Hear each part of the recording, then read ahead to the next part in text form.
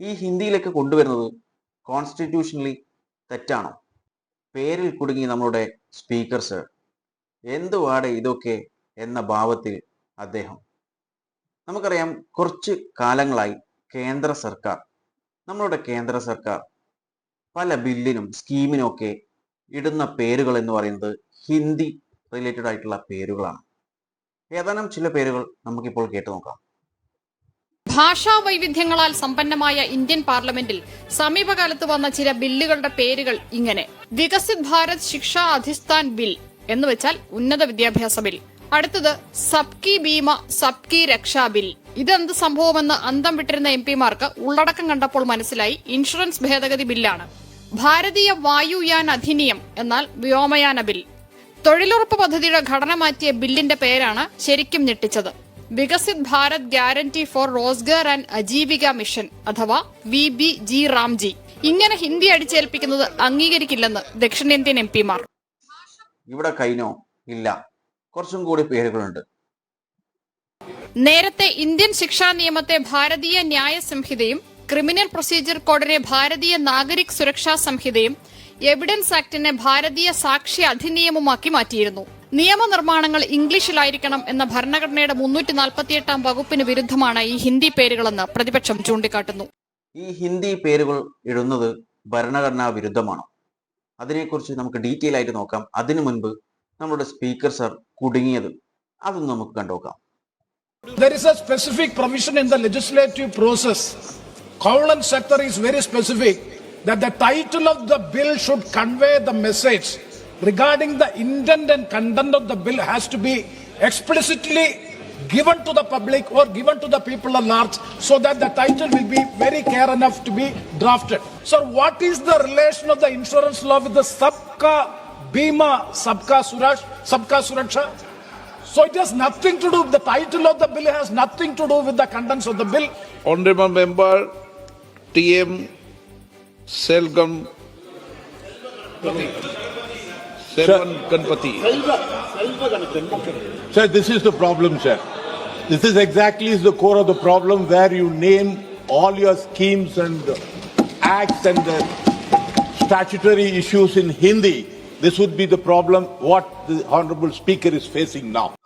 ഇതിൽ പ്രേമചന്ദ്രൻ സാറ് പറയുന്ന ഒരു കാര്യം എന്ന് പറയുന്നത്, ലെജിസ്ലേറ്റീവ് പ്രോസസ്സിൽ ഒരു നിയമം ഉണ്ടാക്കുമ്പോൾ അല്ലെങ്കിൽ ഒരു ബില്ല് ചെയ്യുമ്പോൾ അതിന്റെ ടൈറ്റിൽ കൊടുക്കുമ്പോൾ ആ ടൈറ്റിൽ വായിച്ചു കഴിഞ്ഞാൽ ആ ബില്ലിൽ എന്താണെന്ന് മനസ്സിലാവണം. ആ രീതിയിൽ വേണം ടൈറ്റിൽ ഓർഗനൈസ് ചെയ്യാൻ വേണ്ടി, ക്രിയേറ്റ് ചെയ്യാൻ വേണ്ടി എന്നാണ് അദ്ദേഹം പറഞ്ഞിട്ടുള്ളത്. പല ടൈറ്റിൽസും വായിച്ചു കഴിഞ്ഞാൽ നമുക്ക് മനസ്സിലാവും ആ ബില്ലിൽ എന്താണുള്ളതെന്ന് മനസ്സിലാവാം.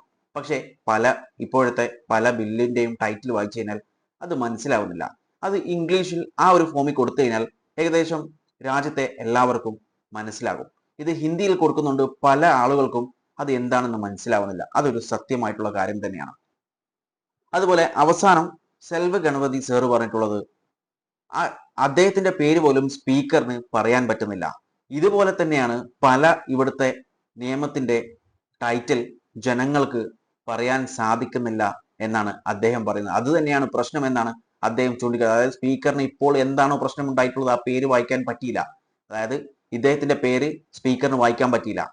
അതേ പ്രശ്നം തന്നെയാണ് പലർക്കും ഈ ബില്ലിന്റെ ടൈറ്റിൽ വായിക്കാൻ പറ്റുന്നില്ല എന്നൊരു പ്രശ്നം തന്നെയാണ് ഉള്ളത് എന്നാണ് സ്പീക്കറിനോട് പറഞ്ഞിട്ടുള്ളത്.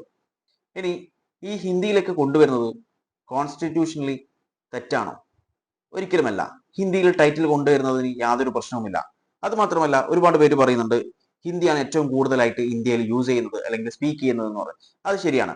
ഏകദേശം 46% കൂടുതൽ ആളുകൾ ഹിന്ദി സ്പീക്ക് ചെയ്യുന്നുണ്ട്. പക്ഷെങ്കിൽ ഏകദേശം 26% ആളുകൾ മാത്രമാണ് മദർ ടങ്കായി, അതായത് നമ്മളുടെ മാതൃഭാഷയായി ഹിന്ദി ഉപയോഗിക്കുന്നുള്ളൂ. ബാക്കിയുള്ള ശതമാനം ആളുകൾ എന്ന് പറയുന്നത് അവരുടെ സെക്കൻഡ് ലാംഗ്വേജോ തേർഡ് ലാംഗ്വേജോ ആയിട്ടാണ് ഹിന്ദി ഉപയോഗിക്കുന്നത്. ഇവിടെ യഥാർത്ഥ പ്രശ്നം എന്ന് പറയുന്നത് ഈ ടൈറ്റിൽസ് ഒക്കെ ഹിന്ദി ടേംസ് ആകുമ്പോഴാണ് പ്രശ്നം.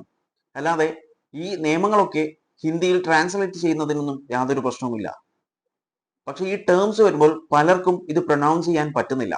അതാണ് വലിയ പ്രശ്നം. പക്ഷെ ഇംഗ്ലീഷ് ആകുമ്പോൾ ഏകദേശം എല്ലാവർക്കും അത് പ്രൊനൗൺസ് ചെയ്യാൻ കുറച്ചും കൂടി ഈസി ആയിരിക്കും. ഇനി ഇത് ഭരണഘടന എതിരാണോ ഹിന്ദി ടൈറ്റിൽ കൊടുക്കുന്നത്?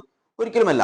അതായത് ആർട്ടിക്കിൾ 343 പറയുന്ന കാര്യങ്ങൾ എന്ന് പറയുന്നത്, നമ്മുടെ ബില്ല് അതുപോലെ അതിന്റെ ടൈറ്റിൽ കാര്യങ്ങളൊക്കെ ഹിന്ദിയിൽ കൊടുക്കുന്നതിന് യാതൊരു തടസ്സവുമില്ല. പക്ഷേ ഇതിന്റെ ഒറിജിനൽ ആൻഡ് ഒതന്റിസിറ്റി ആയിട്ടുള്ള ബിൽസ് ഒക്കെ, അതായത് ഇതിന്റെ ഒക്കെ എല്ലാ ബിൽസിന്റെയും ഇംഗ്ലീഷ് വേർഷൻ മസ്റ്റ് ആയിട്ട് ഉണ്ടാവണം.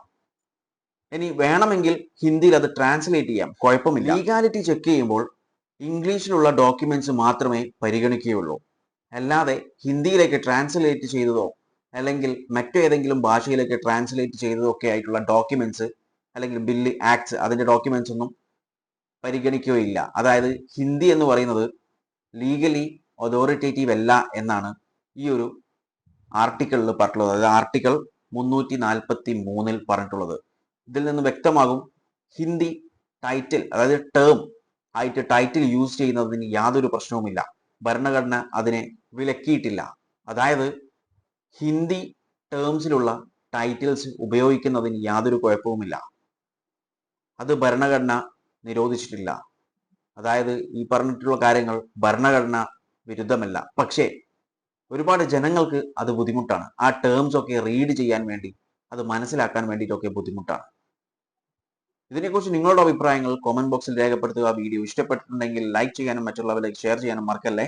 And thanks for watching me and stay tuned for another video. Okay, thank you.